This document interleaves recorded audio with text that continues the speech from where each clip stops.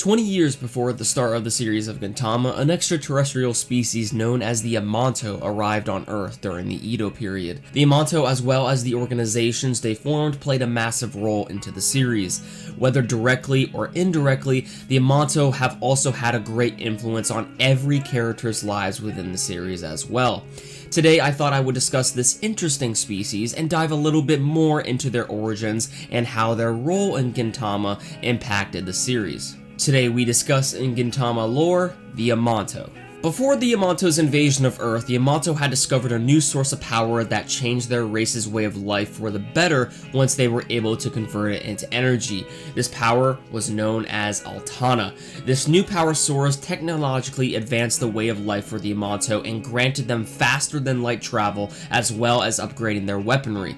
Eventually discovering the benefits of the newfound power of Altana, many others wanted to use it for their own benefit, and this led to many devastating wars across the universe. Years later, what planet survived from the outbreak of the wars decided to create an organization that would monitor the uses of Altana. This small organization were known as the Tendo Shu. Having control over several planets and their Altana led them to conquer other worlds for their further control and research, and eventually their eyes became set on Earth. During this time, the Amanto eventually allied with the Tendo Shu and invaded Earth. However, it is unclear when the other countries were invaded, but we do know that Japan was the country that had the biggest Altana hole. Basically, Japan had the largest consumption of Altana, and because of this led the Amanto wanting to take control over this as soon as possible. Led by the Inu Issei, the Amanto ordered the Bakufu to open up its borders to the universe. At the time of the Amanto's invasion, Japan was undergoing an isolationist policy, a policy in which isolates one's country from the affairs of other nations to remain at peace of foreign involvement. This event in the series is actually based upon Japan's forced opening of its 2.5 centuries of isolationism by the United States, followed by the other European nations during the mid-1800s. So in a way, the Amanto are actually based off that of Americans. You see, during 1853 is when the USA sent Commodore Matthew C. Perry to open Japanese harbors for American trade.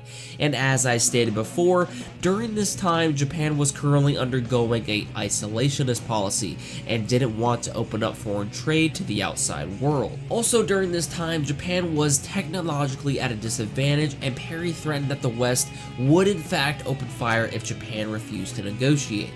Kind of interesting how history can play a part in creating great stories, huh? Once realizing that they were outmatched by the Amanto, the government conceded to the Amanto's demands. However, not many people were quite fond of the government's decision.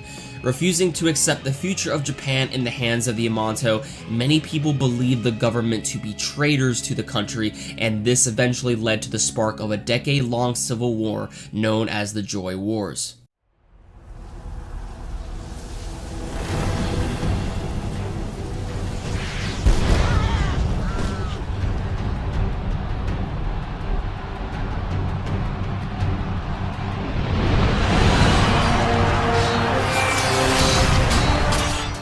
With the Tendo Shu ordering the government to conduct purges to wipe out the Joy rebels, and along with the Amanto's advanced weaponry, the Joy were eventually defeated, and evidently this led to what we see in the manga and anime's present day, with the Amanto entering every part of the planet and establishing their own cultures and practices. Once the Joy War was over, the Amanto decided upon a ban of the sword. The main reason for this was because they feared the samurai's ferociousness, as the Amanto dealt heavy losses during the war, especially led by certain groups such as Sakata Gintoki, Katsura Kotaro, Takasugi Shinsuke, and Sakamoto Tatsuma. This ban was to ensure peace to a certain degree, and only certain people were allowed to carry the sword, such as those who carried out law and order in Edo. Thus, the Amanto essentially helped out with the creation of the Shinsengumi and Mimawaragumi.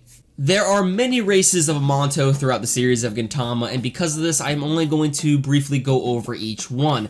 Maybe eventually down the line I can go more in-depth of specific Amanto, but for the purpose of this video, I'll just briefly go over them. First, there is the Inu Issei Amanto. These Amanto were the first Amanto to enter Edo. These Amanto have the appearance of a humanoid canine and have a overwhelming military force that helped them force the Bakufu government to submit to them, and according to Hasegawa in chapter 103 of the manga, the Inu Issei used the Neil Armstrong jet cyclone cannon to force Edo to open its country to the rest of the Amantos. 江戸城の天守閣を吹き飛ばし、江戸を開国させちまった乾族の決戦兵器だ。 Next, there is the Yato. The Yato are the closest Amanto race that resembles a human. These Amanto have incredible strength, speed, durability, reflexes, stamina, endurance, willpower, and even senses that are far superior of that of a regular human.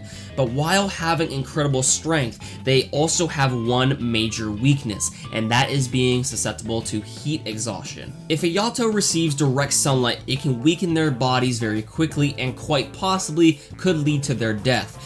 Due to their weakness against the sun, they usually carry a specialized umbrella which they can use as their main weapon of combat, or are fully clothed to avoid exposing their skin against the sun. The Dakin tribe. The Dakin are known to be one of the three great warrior classes of the Amanto, the others being the Yato and the Shinra. The majority of the Dakin are male, as it is unknown if they are any female Dakin at all. Dakin have the appearance of that of an Oni, a supernatural ogre or troll popular in Japanese folklore. The Dakin's horn is their pride and soul, as they take care of their horns just as much as they take care of their lives. If their horns are broken, it tarnishes their pride and soul. The Shinra tribe. Now, we really don't have a whole lot to go off of when it comes down to the Shinra tribe. However, when it comes down to their overall philosophy, it seems that the Shinra are willing to go as far as killing their own brethren if it's for the greater good. They have a similar appearance to that of a human, but have strong characteristics of that of an elf. Most notably, their ears with a red mole on their forehead to boot. Males usually have purple skin, while female Shinras have pale skin. The Reno tribe. The Reno, also known as the White Devils, are a powerful mercenary race of Amanto that take the appearance of they wear penguin or duck-like costumes to conceal their actual appearance. However, their actual appearance is quite identical to a regular human. Despite their quirkiness, these Amanto have worked for the Yato, Shinra, and Dakin tribes, which are the strongest Amanto in the universe. These Amanto have also created advanced technology such as the Gunsum mecha suit and even lightsabers. The Genbu tribe. Not much information is given off when it comes down to the Genbu as well, but what we do know about the Genbu in the series of Gintama is that they are known to have steel-like bodies that even bullets couldn't penetrate. This Amanto first appeared when Gakemaru tried to steal Gintoki's Boken when Kagura stole it in episode 29. And of course, there are much more Amanto, such as the Express Amanto, Royal Amanto, Chatoran Amanto, Gorilla Amanto, and Titan Amanto.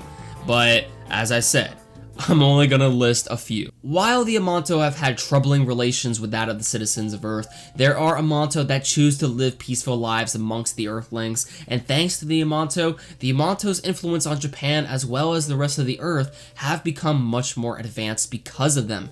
Even now, however, cohabitation amongst the Amanto is hard for some to accept, but as we see in these most recent episodes of Gintama, it seems that cohabitation amongst the Amanto and the humans could quite be possible in the future, but only time will tell.